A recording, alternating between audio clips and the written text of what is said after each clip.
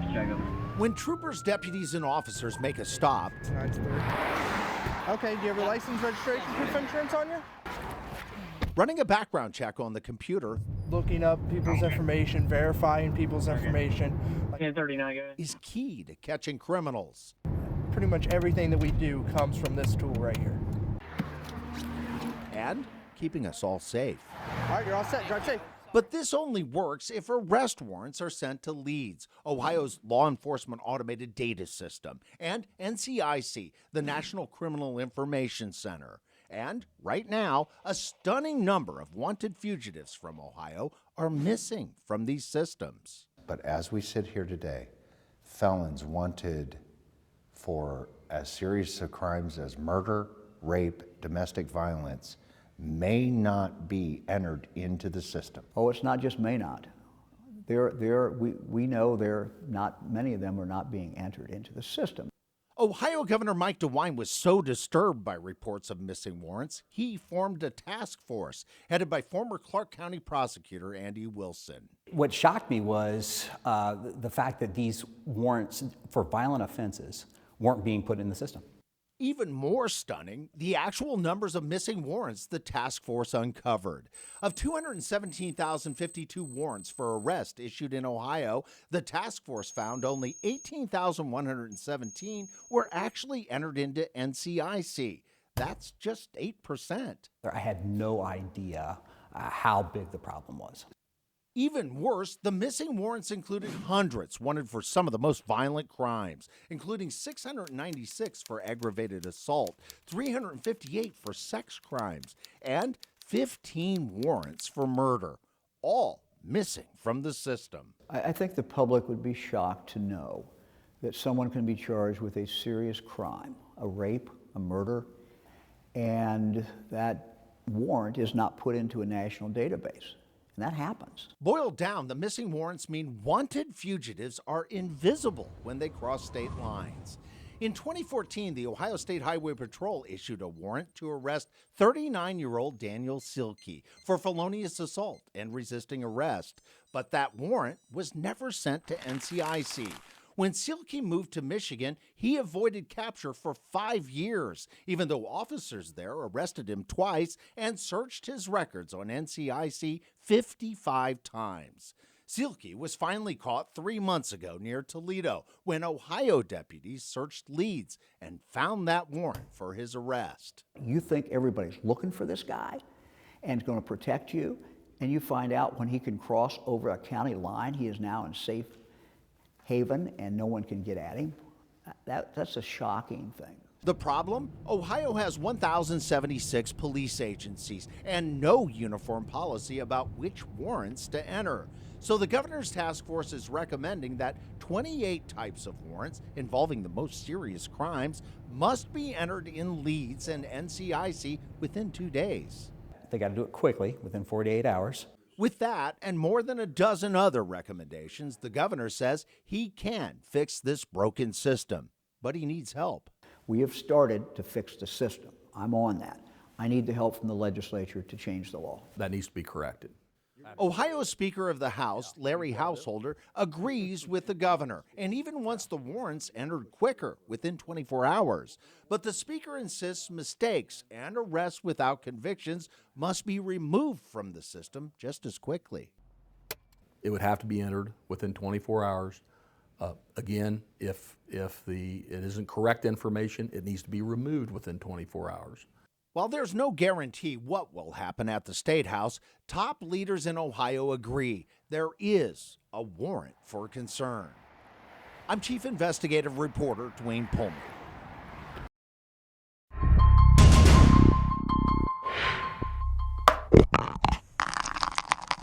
It looks like the real thing, but this is synthetic urine.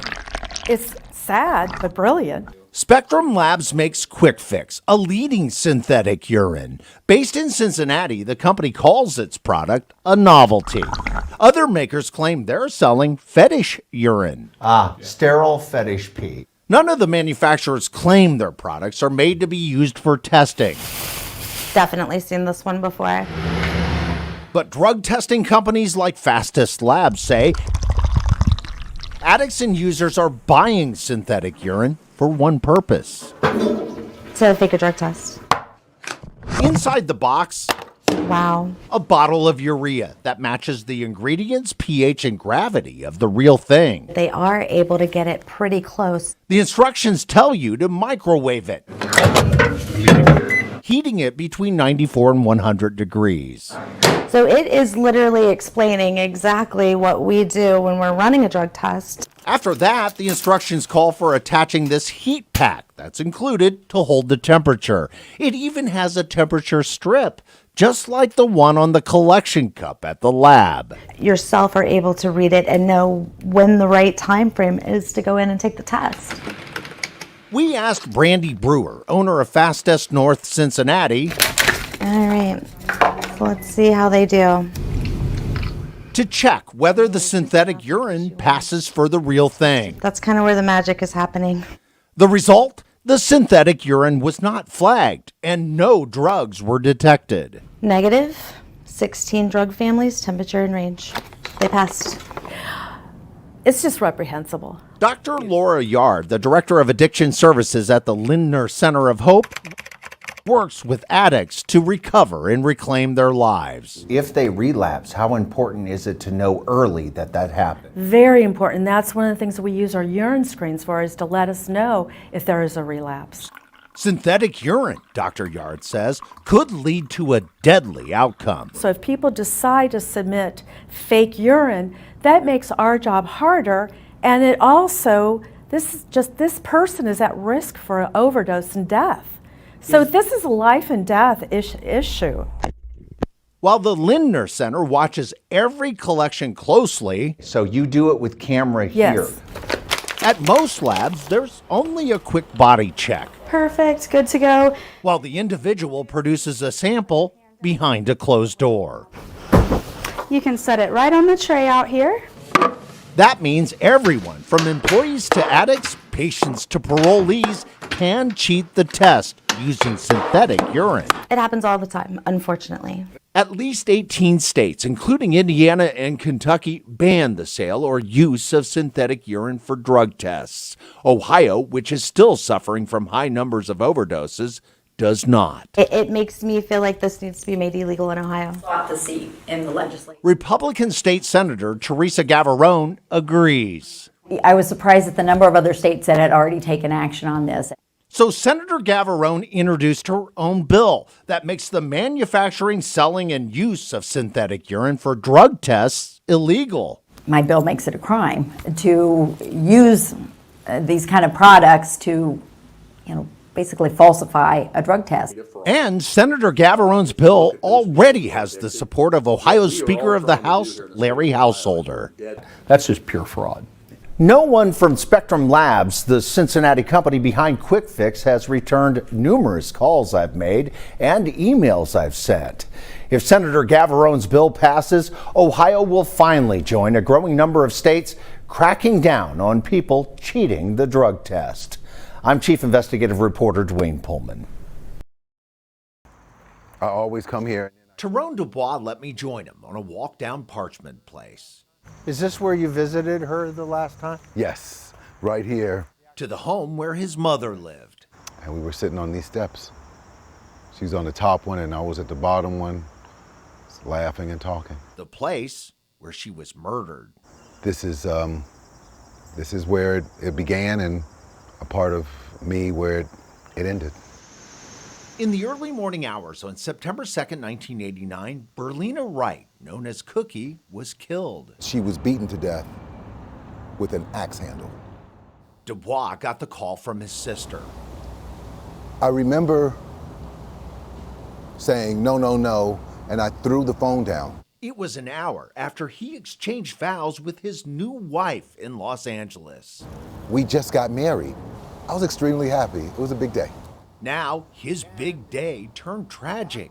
The killer was quickly identified, Tyrone White, known as Tito. He was convicted and sentenced to 15 years to life in prison. Dubois says he made a promise to White in court. Every single time you come up for parole, I'm going to be here. Dubois built a big career as an on-air R&B personality in L.A. I'm America's R&B historian, Tyrone Dubois. But never missed a parole board hearing here in Ohio. I was there. And when White was being considered once again for parole in June, Dubois was there again, making the same argument. Under no circumstances should this man in any kind of way, shape, or form be let out of prison. It seemed to work. Dubois went back to his life in L.A. Then he got a call from Brett Van Oker, president of BlockParole.com, who asked him a question. Did you know that they're about to let Tyrone White out of prison? Dubois called the parole board and confirmed that White was recommended for parole. When Dubois asked why he wasn't informed, he says the employee told him, "We sent you a letter August the 20th. A letter. And I said, no, you didn't. I knew you didn't. And she said, well, you do know that there's problems with the mail." The same problems that were publicly pointed out many times in the ramp up to the elections. Deep cuts and delays at the Postal Service that triggered protests. Do not delay our mail! The parole board acknowledges delays in delivering mail during the election might have caused the problem. Dubois says the board could have called or emailed him since they already had his contact information. Then if there were problems with the mail, then the mail should have been your last option. I asked the parole board for a copy of the letter it sent and got this. Dated August 20th, the letter states the board did decide to parole White and that Dubois could request a full board hearing to fight the release. But when I asked if the board sent this and other letters to victims' families certified to prove they were delivered, I was told no. My questions and Dubois' complaints caused the system to pause. Did that concern you? Yes, it did. It concerned us when our Office of Victim Services discovered that one of the letters had not been received. Because victim notification is one of the most important things that we do. Cynthia Mauser, who oversees the parole board, says she and others were so concerned about the issue we raised, the board decided to change the way it notifies from now on, calling and emailing all families of crime victims at the same time the letter is sent. Yes, it's about fairness, and it is about making sure that we're complying with our statutory duties and making sure that the victims are included in all of the processes that they have the right to be included in. Dubois is proud that he helped other families, but keeping his mother's killer in prison wasn't meant to be. Tyrone White has stage 4 cancer, and the board voted 8-1 to parole him as soon as December. Dubois, who's a colon cancer survivor, understands that decision, even though he's still haunted by the memory of a mother who was murdered. When is it over for me? He served his time, but for the rest of my life, I'm still serving mine. I'm Dwayne Pullman, Local 12 News.